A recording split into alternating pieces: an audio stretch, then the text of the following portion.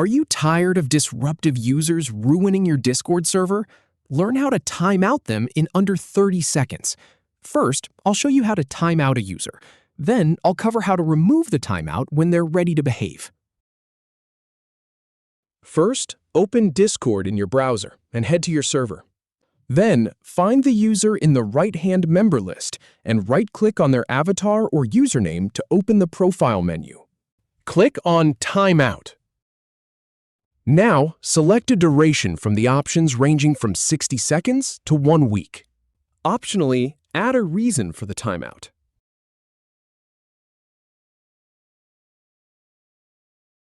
Then, click on Timeout again to apply it. To remove the timeout, locate the muted user in the member list and right-click on their username or avatar. Click on Remove Timeout. Then, click Remove Timeout again to confirm.